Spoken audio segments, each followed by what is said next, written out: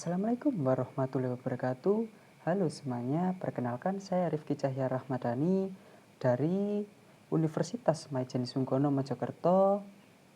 Saya dari kelas 7D Manajemen Keuangan. Hari ini saya mau sharing sedikit tentang manajemen keuangan pribadi untuk Gen Z pekerja pemula. Kenapa saya ambil topik ini? Karena jujur ini hal yang juga saya alami sendiri waktu pertama kali kerja. Awal-awal kajian itu rasanya kok campur aduk gitu. Seneng banget, tapi di sisi lain bingung cara ngaturnya. Kadang baru lewat seminggu tiba-tiba kok saldo udah nipis aja dan mulai mikir, loh kok cepet banget habisnya. Dan setelah saya ngobrol sama beberapa teman, ternyata banyak juga yang mengalami hal serupa.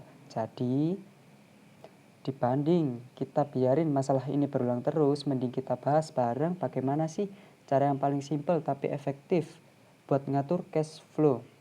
Semoga apa yang saya sampaikan hari ini bisa relate sama teman-teman dan mudah-mudahan bisa kepakai juga dalam keseharian. Lanjut ke pendahuluan. Awal-awal kerja itu biasanya kita belum punya pola keuangan yang jelas. Penghasilan pertama rasanya kayak kebebasan baru. Pengen beli ini, pengen beli itu, pengen main ke sana ke sini. Tapi di sisi lain, karena kita belum terbiasa bikin rencana pengeluaran, akhirnya uang jalan keluar tanpa kita sadari. Kadang bukan karena boros, tapi karena kita nggak punya gambaran jelas uang kita larinya kemana saja. Makanya di materi ini saya pengen ngajak teman-teman buat mulai dari hal yang simple. Kita bahas step by step yang bisa langsung diterapkan. Tanpa teori ribet, tanpa hitungan yang bikin pusing. Lanjut latar belakang. Sekarang hidup itu bergerak cepet banget. Harga barang naik, kebutuhan makin banyak, gaya hidup juga kadang menuntut kita buat ikut update. Belum lagi godaan belanja online tiap hari. Muncul notifikasi diskon, gratis ongkir, flash sale di tengah malam. Lengkap deh semuanya. Dan sebagai Gen Z, kita hidup di dua dunia sekaligus, yaitu dunia nyata dan dunia digital. Dua-duanya sama-sama bikin pengeluaran bocor halus tanpa kita sadari. Kalau nggak punya pegangan atau batasan, gampang banget buat kejebak pengeluaran yang sebenarnya bisa ditunda atau bahkan nggak perlu. Disinilah kenapa manajemen keuangan itu jadi penting. Bukan cuma biar irit, tapi biar kita nggak disetir sama lifestyle atau gaya hidup. Lanjut masuk ke pembahasan. Pembahasan yang pertama yaitu pentingnya pengelolaan keuangan. Kenapa penting untuk mengatur keuangan? Mengatur keuangan itu bukan soal kita jadi perhitungan atau pelit banget ke diri sendiri. Intinya supaya hidup kita tuh nggak berantakan di akhir bulan. Kalau kita punya rencana keuangan, hidup rasanya jauh lebih tenang. Masih bisa menabung dan nggak panik kalau tiba-tiba HP rusak atau harus bayar sesuatu yang mendadak. Sebagai pekerja pemula, kita biasanya masih adaptasi sama gaya hidup baru. Dulu pas masih sekolah, uang datangnya per minggu atau per bulan dari orang tua. Dan kita tinggal sesuaikan aja. Begitu kerja, uang itu datang dari diri kita sendiri. Jadi tanggung jawabnya juga berbeda. Makanya mengatur keuangan itu bukan cuma teori, tapi kebutuhan dasar biar hidup kita lebih stabil, teratur. Setelah kita memahami pentingnya pengelolaan keuangan, step selanjutnya yaitu pencatatan arus kas. Mulai dari mencatat arus kas, langkah yang paling dasar tapi sering diremehin adalah mencatat arus kas. Ini terlihat sepele banget kayaknya, tapi justru di sini fondasi semuanya. Dengan mencatat kita bisa lihat dengan jelas sebenarnya uang kita tuh larinya kemana. Kadang yang bikin boros bukan pengeluaran besar kayak bayar kuliah, beli kuota internet atau yang lain, Tapi hal-hal kecil yang nggak kita sadari. Contohnya, nongkrong sama teman-teman. Misal beli kopi 15.000 sekali 2 kali, ya memang nggak kerasa. Tapi kalau setiap hari, lalu misal sebulan, ya bisa ratusan ribu. Dengan dicatat, kita bisa lebih sadar dan mengukur, oh ternyata porosnya di sini. Ini bikin kita jadi lebih melek sama kebiasaan sendiri. Masih lanjut ke contoh perhitungan arus kas.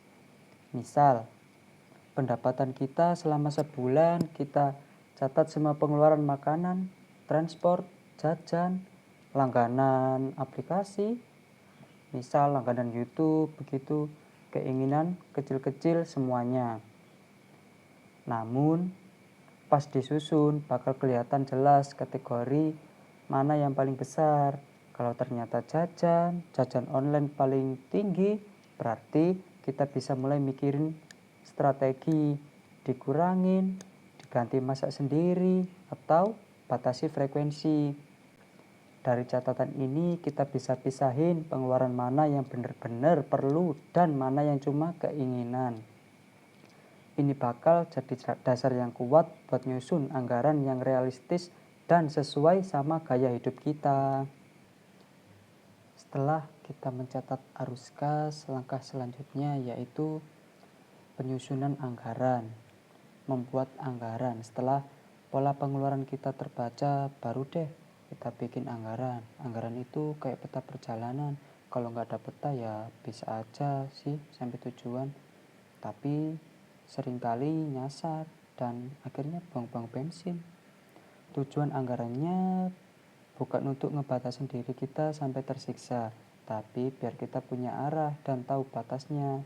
Kita tentukan kebutuhan pokok sekian persen, transport sekian persen, hiburan sekian, tabungan sekian. Dengan cara ini uang kita nggak kabur ke hal-hal impulsif yang nggak penting. Nah, arti kata impulsif sendiri yaitu bertindak tanpa dipikirkan secara matang atau pertimbangan terlebih dahulu. Jadi kita hanya mengikuti kata hati sesaat tanpa memikirkan dampak jangka panjangnya. Nah, setelah kita melakukan penyusunan anggaran, selanjutnya yaitu membagi pengeluaran per kategori. Pembagian kategori itu penting biar kita punya batas yang jelas. Biasanya kategori yang dipakai itu kebutuhan pokok, transportasi, makan dan jajan, tagihan rutin, tabungan, dana darurat, hiburan. Nah, dari setiap kategori kita kasih batasnya. Kalau kategori hiburan sudah mencapai limit, ya berarti kita berhenti dulu. Cara ini bikin kita lebih disiplin tanpa harus merasa terlalu dikekang. Dan yang paling penting, pembagian ini bikin kita lebih sadar bahwa setiap rupiah itu sedang kita arahkan, bukan hilang tiba-tiba tanpa jejak. Nah, setelah pengeluaran tadi sudah kita bagi menjadi beberapa kategori, selanjutnya yaitu yang pasti metode pembagiannya. Metode yang biasa saya gunakan yaitu metode amplop. Apa sih metode amplop ini? Nah, saya jelaskan. Metode amplop ini sebenarnya konsep lama tapi sampai sekarang masih cukup relevan. Idenya simple, bagi uang sesuai kategori dan simpan di kantong terpisah. Sekarang udah modern jadi nggak perlu amplop fisik. Bisa pakai dompet digital, bank yang punya fitur kantong, atau aplikasi budgeting. Kelebihannya apa? Kita jadi punya batas visual yang jelas. Misalnya kategori jajan tinggal 30.000. Ya udah, berarti ya segitu. Ini bikin kita otomatis lebih hati-hati tanpa harus mikir keras. Lanjut, menabung secara konsisten. Nah, ini yang paling penting sebenarnya. Nabung itu bukan soal nominal yang besar, yang penting rutin dan konsisten. mulai dari 10-20% saja sudah bagus banget. Kalau kita sering lupa atau tergoda belanja dulu, bisa pakai fitur auto transfer atau auto debit. Nah, gimana? Jadi contoh gini, saya kan menggunakan 2 rekening, satu untuk gaji, yang satu untuk tabungan.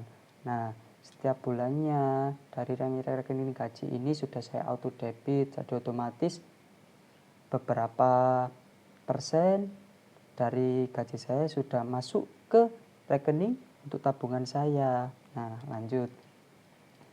Jadi tabungan itu aman duluan sebelum uangnya sempat menghilang. Nabung rutin bikin kita punya cukup backup untuk rencana jangka panjang. Entah itu keinginan yang pasti yang sering ini, beli gadget, upgrade kendaraan, healing, liburan, atau kebutuhan masa depan. Nah, setelah kita bisa disiplin menabung, ini juga tidak kalah penting, yaitu dana darurat. Dana darurat itu penting banget, terutama buat kita yang baru mulai kerja. Idealnya dana darurat ini untuk 3-6 kali pengeluaran bulanan. Fungsinya untuk apa? Untuk kejadian yang benar-benar darurat. Misalnya, amit-amit nih, jatuh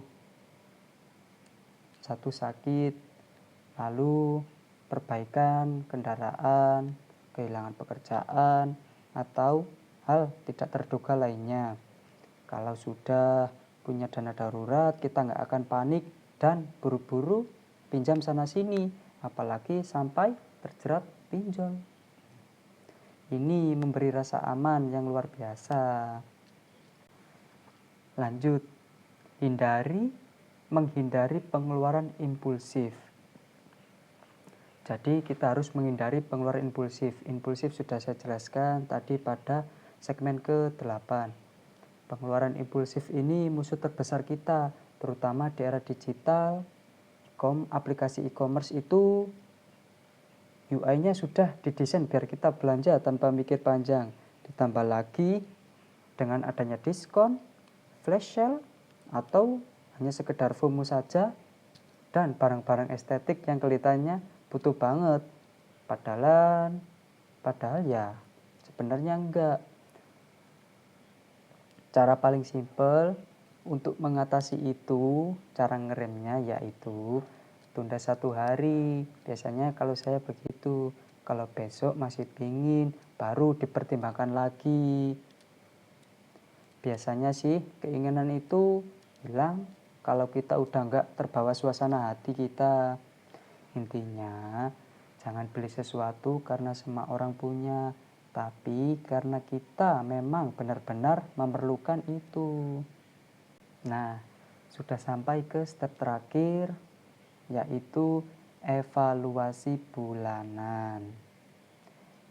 Evaluasi bulanan itu ibarat rapat kecil sama diri sendiri. Di sini kita lihat apakah rencana keuangan bulan ini berjalan sesuai ekspektasi. Tanyakan ke diri sendiri mengenai hal-hal seperti kategori mana sih yang paling boros, kenapa borosnya di situ, ada nggak kebiasaan yang harus diperbaiki, tabungan aman atau kurang. Dengan evaluasi rutin, kita makin terbiasa mengerti pola keuangan diri kita sendiri, dan lama-lama jadi kebiasaan baik yang bikin hidup jadi lebih tertata. Nah, sudah sampai ke kesimpulan. Secara keseluruhan, mengatur keuangan itu bukan sesuatu yang rumit sih. Kita bisa mulai dari langkah sederhana, yaitu mencatat arus kas, bikin anggaran, mengontrol pengeluaran, lalu menyisihkan sebagian gaji kita untuk tabungan. Kuncinya ada di konsistensi dan kesadaran diri kita sendiri. Semakin kita kenal pola pengeluaran sendiri, semakin mudah kita mengatur keuangan tanpa rasa terbebani. Dengan manajemen keuangan yang baik, hidup kita jauh lebih lebih stabil. Semoga nggak stres tiap akhir bulan dan siap menghadapi kondisi yang tidak terduga. Penutup, terima kasih banyak sudah meluangkan waktu buat teman-teman menyimak materi yang saya bawakan. Semoga apa yang saya sampaikan hari ini bisa menambah pandangan baru dan benar-benar kepakai di kehidupan sehari-hari. Buat para pekerja pemula, perjalanan mengatur keuangan itu proses yang pelan-pelan, tapi hasilnya bakal kerasa banget di masa depan. Sekian dari saya. Mohon maaf jika ada salah kata atau kurangnya. Mohon maaf. Sekian. Wassalamualaikum warahmatullahi wabarakatuh.